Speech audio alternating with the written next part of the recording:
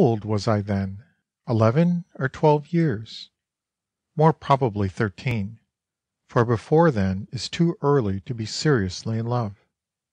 But I won't venture to be certain, considering that in southern countries the heart matures early, if that organ is to blame for such perturbations. If I do not remember well when, I can at least say exactly how, my first love revealed itself. I was very fond, as soon as my aunt had gone to church to perform her evening devotions, of slipping into her bedroom and rummaging her chest of drawers, which she kept in admirable order. Those drawers were to me a museum. In them I always came across something rare or antique, which exhaled an archaic and mysterious scent, the aroma of the sandalwood fans which perfumed her white linen, pin-cushions of satin now faded, knitted mittens carefully wrapped in tissue paper, prints of saints, sewing materials, a reticule of blue velvet embroidered with bugles. An amber and silver rosary would appear from the corners. I used to ponder over them and return them to their place. But one day, I remember as well as if it were today, in the corner of the top drawer, and lying on some collars of old lace, I saw something gold glittering.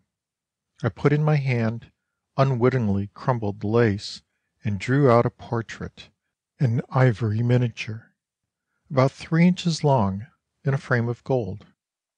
I was struck at first sight.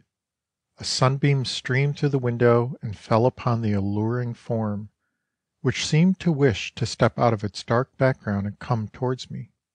It was the most lovely creature, such as I had never seen except in the dreams of my adolescence. The lady of the portrait must have been some 20-odd years. She was no simple maiden, no half-opened rosebud, but a woman in the full resplendency of her beauty.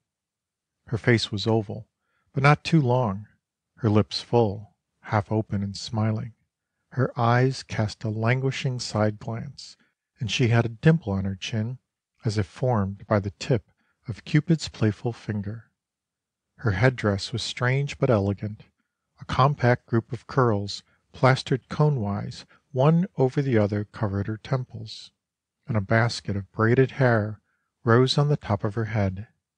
This old-fashioned head-dress, which was trussed up from the nape of her neck, disclosed all the softness of her fresh young throat, on which the dimple of her chin was reduplicated more vaguely and delicately. As for the dress, I do not venture to consider whether our grandmothers were less modest than our wives are, or if the confessors of past times were more indulgent than those of the present. I am inclined to think the latter, for 70 years ago women prided themselves on being Christian-like and devout, and would not have disobeyed the director of their conscience in so grave and important a matter. What is undeniable is, that if in the present day any lady were to present herself in the garb of the lady of the portrait, there would be a scandal, for from her waist, which began at her armpits, upwards, she was only veiled by light folds of diaphanous gauze, which marked out, rather than covered, 2 mountains of snow, between which meandered a thread of pearls. With further lack of modesty, she stretched out 2 rounded arms worthy of Juno, ending in finely moulded hands. When I say hands, I am not exact, for strictly speaking, only one hand could be seen, and that held a richly embroidered handkerchief.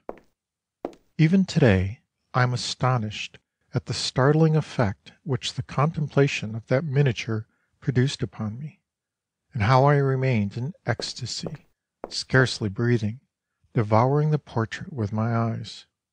I had already seen here and there prints representing beautiful women. It often happened that in the illustrated papers, in the mythological engravings of our dining room, or in a shop window, that a beautiful face or a harmonious and graceful figure attracted my precociously artistic gaze. But the miniature encountered in my aunt's drawer, apart from its great beauty, appeared to me as if animated by a subtle and vital breath. You could see it was not the caprice of a painter, but the image of a real and actual person of flesh and blood. The warm and rich tone of the tints made you surmise that the blood was tepid beneath that mother of pearl skin. The lips were slightly parted to disclose the enameled teeth, and to complete the illusion there ran round the frame a border of natural hair, chestnut in color, wavy and silky, which had grown on the temples of the original. As I have said, it was more than a copy.